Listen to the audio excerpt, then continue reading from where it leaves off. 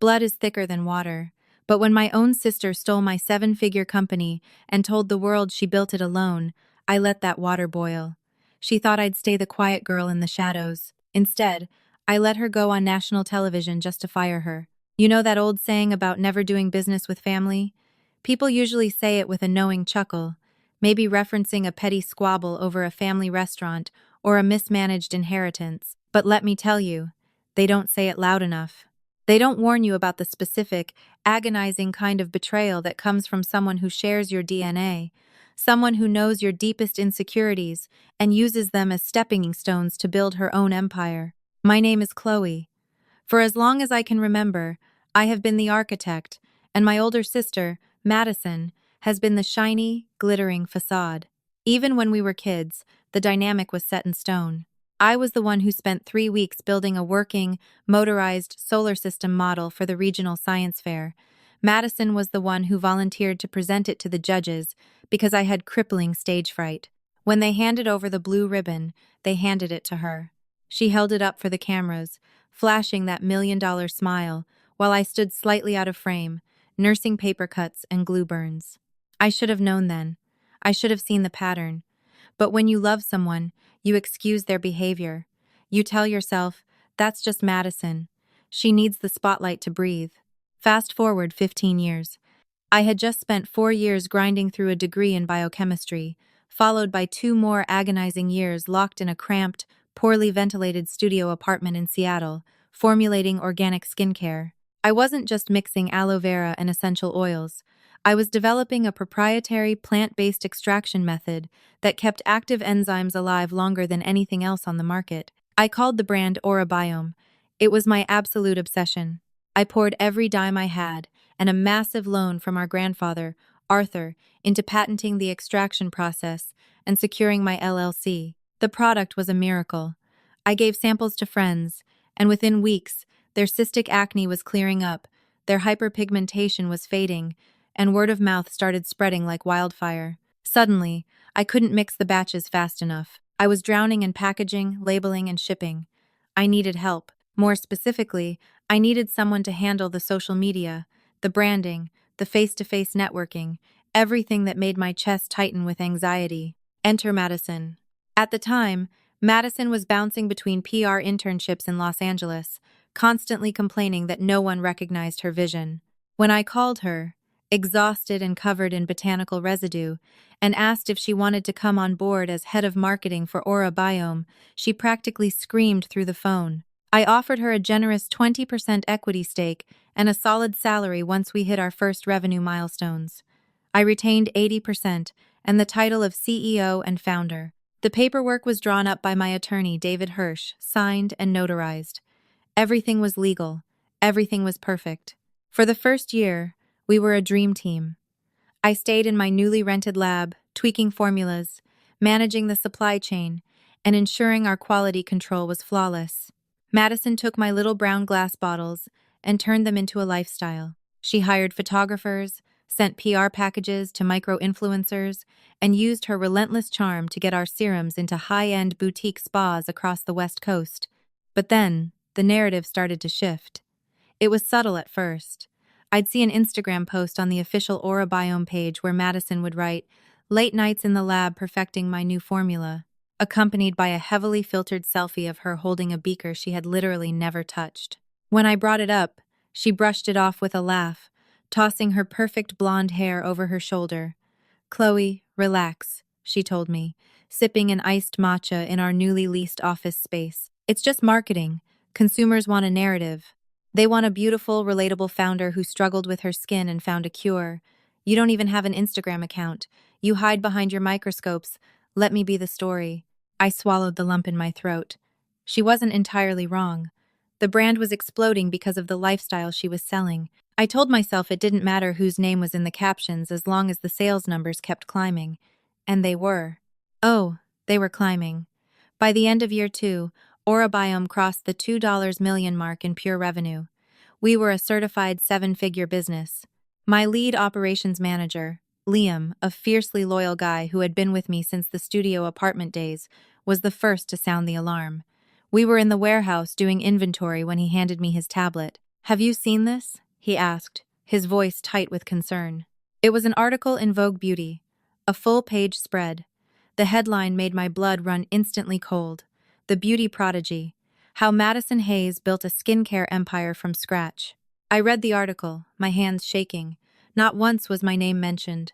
Not once was there a reference to a co-founder, a chemist, or a sister. She told the interviewer a completely fabricated story about how she spent years researching botany, how she developed the patent, and how she was the sole visionary. She's erasing you, Chloe, Liam said softly, piece by piece. I marched straight into Madison's glass-walled office. I slammed the magazine down on her pristine marble desk. What the hell is this, Madison? She didn't even flinch. She just slowly looked up from her MacBook, her expression a chilling mask of corporate indifference. It's PR, Chloe. Vogue doesn't want to hear about a sweaty girl in a lab coat doing math. They want a star. I am the star of Aura Biome. I'm the reason we're making millions. I hold the patent, I shouted, the betrayal ripping through my chest. I own 80% of this company. You are my employee and a minority shareholder. Madison stood up, leaning over the desk. The warmth that usually lived in her eyes was completely gone, replaced by something dark and ruthless. For now, she whispered. That was the moment I realized my sister wasn't just stealing credit. She was preparing for war. The confrontation in her office should have been the end of it. I should have called David Hirsch right then, invoked the clauses in our operating agreement, and bought out her 20%. But I hesitated. She was my sister? My mother called me that night crying, begging me not to ruin the family over money. She told me Madison was just insecure, that she needed this win, that I was always the smart one and I should just let her have the spotlight. So, like a fool, I backed down. I retreated to my lab. I buried myself in the development of our new Phase 2 line, a revolutionary overnight cellular repair mask that was projected to triple our profits. I spent 6 months perfecting it. During those 6 months, Madison was exceptionally quiet. She stopped antagonizing me. She was barely in the office. I assumed she had finally realized she pushed too far and was giving me space. I couldn't have been more wrong. While I was testing pH levels and securing organic sourcing from a farm in Oregon, Madison was busy systematically rewriting the legal and financial structure of our reality. I found out on a rainy Tuesday in November. Liam had come down with the flu, so I was handling some of the high-level vendor invoices myself. I logged into our primary corporate banking portal to wire a payment to our glass supplier in Italy. My login was denied. Error. Credentials invalid. I frowned, assuming Liam had updated the passwords and forgotten to tell me. I called the bank's corporate liaison, a friendly woman named Brenda, whom I had worked with for years. Hi, Brenda. It's Chloe Hayes with Aura Biome. I seem to be locked out of the master account.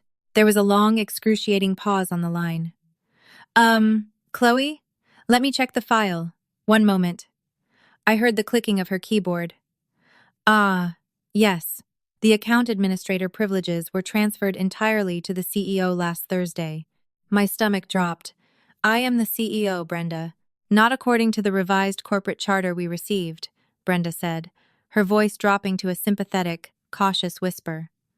Madison Hayes is listed as the sole proprietor and CEO of Aura Biome Global. You were downgraded to an independent contractor.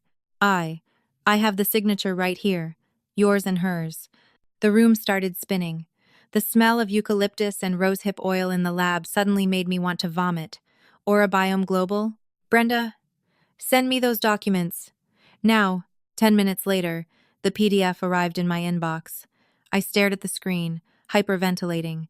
Madison hadn't just stolen the narrative. She had engineered a corporate coup. She had taken our original LLC, registered a new umbrella corporation in Delaware called Aura Biome Global, and somehow transferred the IP and banking assets over to it. And at the bottom of the asset transfer agreement was my signature. Except, I hadn't signed it. Madison had forged my signature. She had traced it from an old lease agreement. It was a good forgery, but I could tell. More importantly, she had bribed our slimy junior accountant, a guy named Gregory Vance. No, wait, let's call him Gregory Miller, to push the paperwork through without flagging the board or my attorney. She had literally stolen my life's work. I didn't scream. I didn't cry. A strange, terrifying calm washed over me. The kind of calm that only comes when the person you love dies, and a monster wearing their skin is standing in their place. I immediately called my attorney, David. We spent the next 48 hours locked in a frantic secret audit.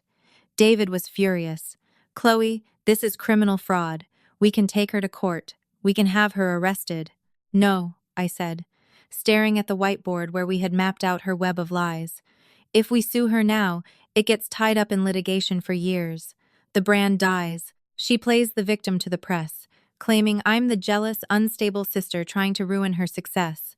We need a strike so absolute, so public, that she can never recover her credibility."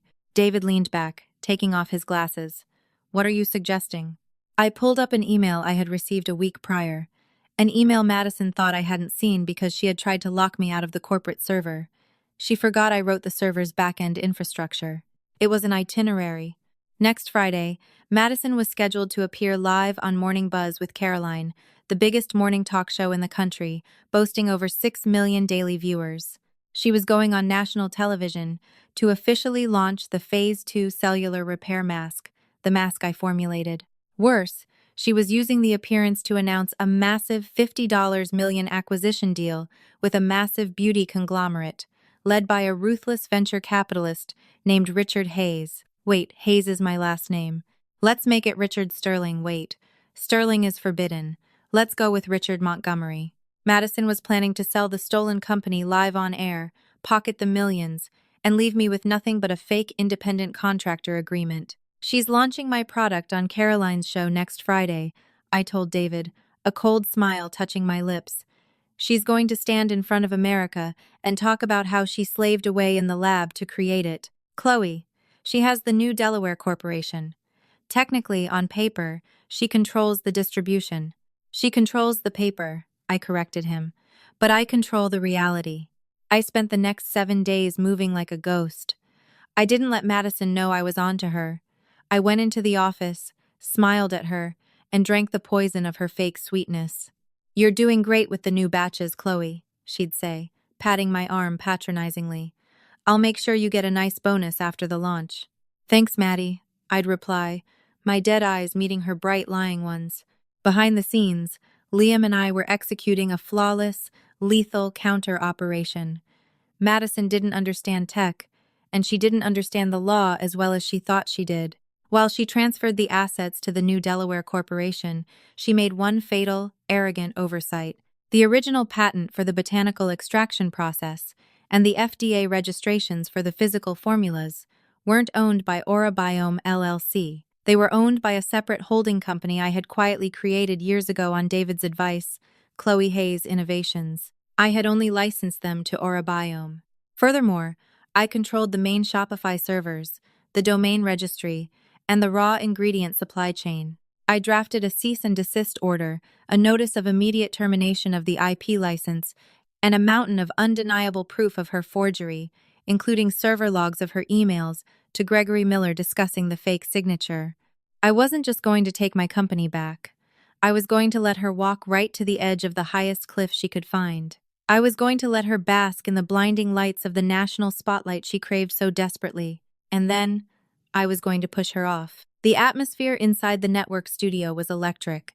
Morning television is a chaotic ballet of producers shouting into headsets, camera operators adjusting heavy equipment, and guests pacing nervously in the wings. I stood in the shadows of the catwalk overlooking stage 4, my hands gripping the metal railing so tightly my knuckles were completely white. Down below, the brightly lit set of the morning show gleamed like a plastic wonderland. My phone vibrated in my pocket. It was Liam. He had successfully infiltrated the control room masquerading as a freelance audio technician.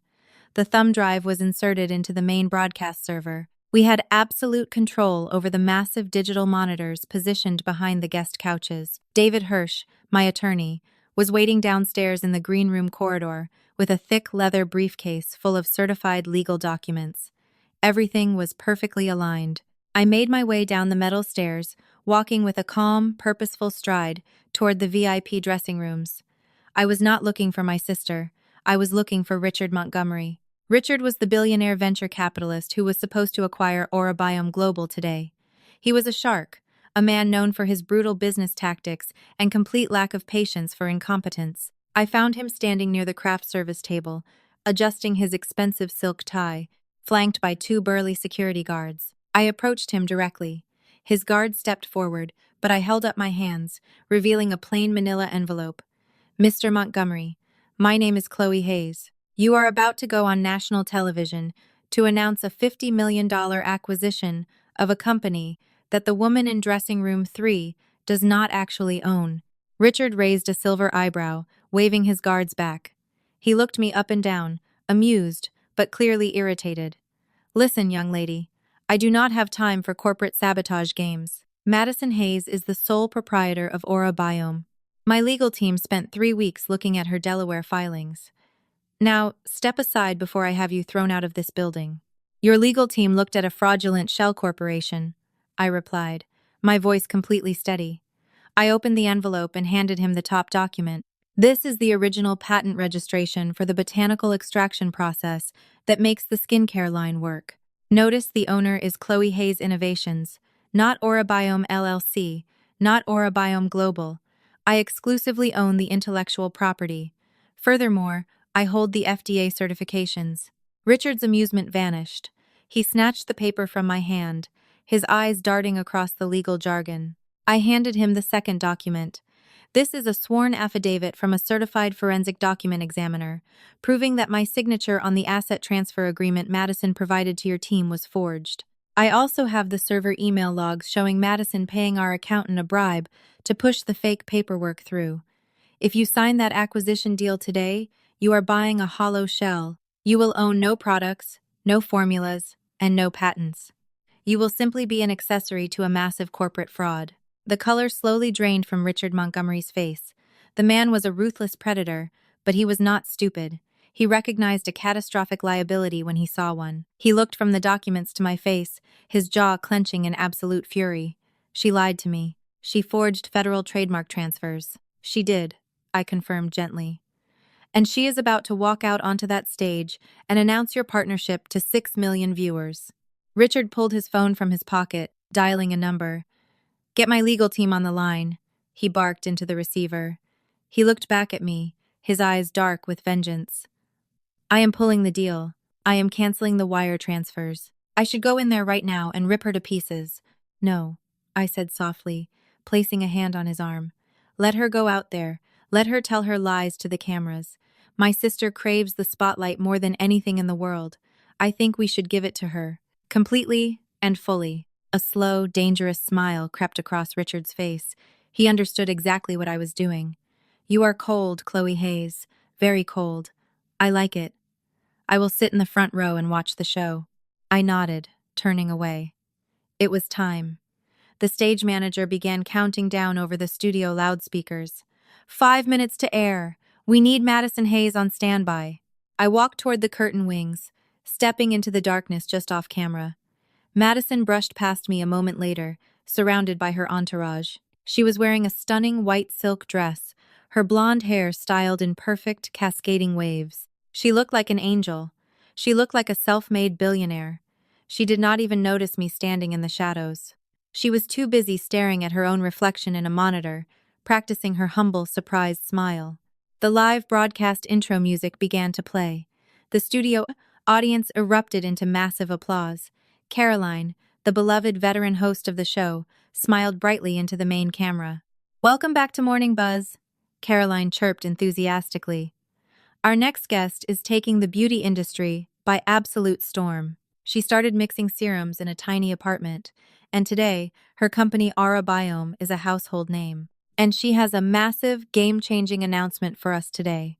Please welcome the visionary founder and CEO, Madison Hayes. The audience cheered louder. Madison walked out onto the bright stage, waving gracefully, her smile radiant and completely flawless. The trap was sprung. Madison took her seat on the plush yellow couch opposite Caroline. She crossed her legs perfectly, holding a small, beautiful frosted glass jar in her lap. It was the Phase 2 overnight repair mask. My mask. The product I had spent 6 agonizing months formulating in the lab while she was busy stealing my company. Madison, it is so wonderful to have you here, Caroline gushed. Your story is just incredibly inspiring.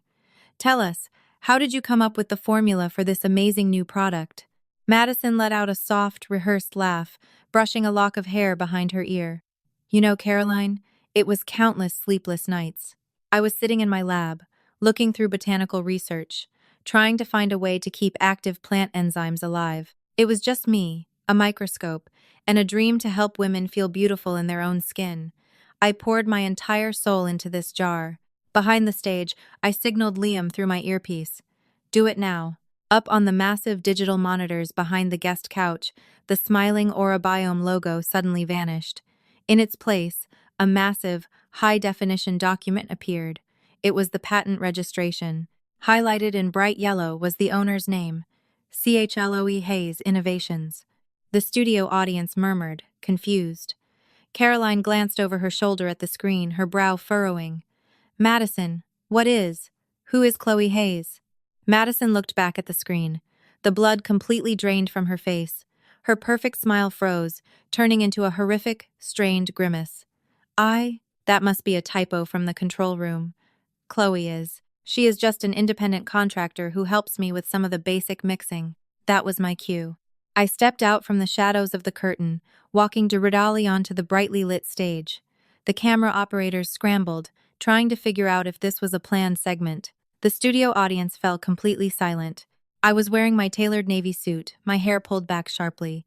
I walked right up to the couch, looking down at my sister.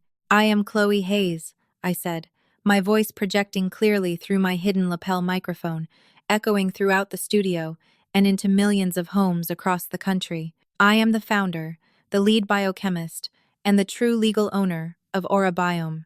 And Madison, you are fired. Caroline gasped, covering her mouth. The live studio audience erupted into a cacophony of shocked whispers. Madison jumped up from the couch, her eyes wide with sheer panic. "Turn the cameras off!" she shrieked, dropping her fake, gentle persona instantly. "Security! Get this crazy woman off the stage! She is lying." "Am I?" I asked calmly. I snapped my fingers. Up in the control room, Liam switched the monitor display. The screen now showed the forensic analysis of the forged signature on the asset transfer agreement, displayed side by side with an email Madison had sent to the accountant. The subject line of the email, blown up in massive text, read, "Make sure my sister never sees these transfer documents." The audience gasped loudly. Several people pulled out their phones, recording the monitor. "You stole my company, Madison," I said, my voice ringing with absolute authority. "You forged my signature. You transferred assets illegally to a shell corporation in Delaware.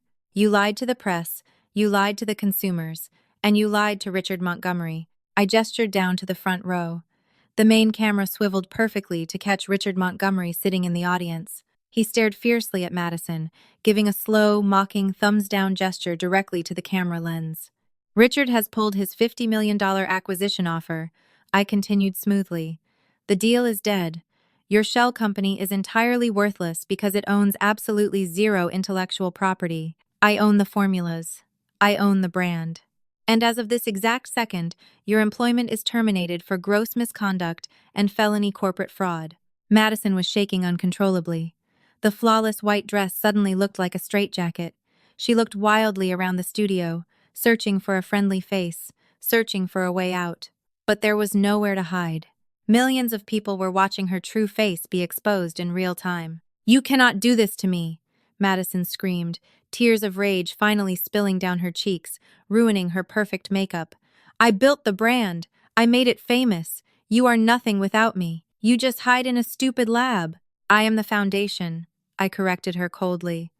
"You are just the paint on the walls, and the paint is peeling." I turned to face Caroline, who was watching the entire exchange with absolute, stunned fascination. "Caroline, I apologize for hijacking your segment, but I wanted the world to know the truth. The Phase 2 overnight mask is officially launching today, as planned, but it is launching under the true ownership of Chloe Hayes Innovations. All profits from today's launch will be donated to legal funds supporting female entrepreneurs who have been victims of corporate theft." The studio audience erupted into massive, deafening applause. People stood up from their seats, cheering loudly. Madison could not take it anymore. The spotlight she had craved so desperately was finally burning her alive. She covered her face with her hands, let out a pathetic sob, and ran off the stage, disappearing into the dark wings. She left the little frosted glass jar sitting abandoned on the couch. I picked up the jar, holding it toward the main camera. I smiled a real, genuine smile. Thank you for having me, Caroline. The aftermath was swift and brutal. The clip of the live broadcast went incredibly viral, dominating every social media platform for weeks. Madison became the ultimate cautionary tale of fake corporate girl bosses. She was forced to hire a massive criminal defense team to fight the felony fraud charges. David Hirsch officially filed the following morning. She lost everything she had stolen, and her reputation was entirely destroyed. As for Orobiome, the dramatic television exposure acted as the greatest marketing campaign in history. Sales shattered every single projected record. We sold out of our entire inventory of the Phase 2 mask in exactly 45 minutes. I hired a new, incredibly competent marketing team. I stepped out of the shadows and began doing interviews, talking passionately about the actual science behind skincare. It turns out, consumers do not just want a pretty face, they want the truth. They want the sweaty girl in the lab coat who actually knows what she is doing. I reclaimed my company. I protected my life's work, and I proved that while blood might be thicker than water, the truth is stronger than everything else. Thank you so much for tuning in to this crazy, unbelievable story of family betrayal and sweet, calculated justice. If you loved watching Chloe take back her empire on live television, please hit that like button right now. Do not forget to share this video with your friends to spread the drama, and subscribe to the channel for more insane real-life stories like this one. Ring the notification bell so you never miss an upload. See you next time.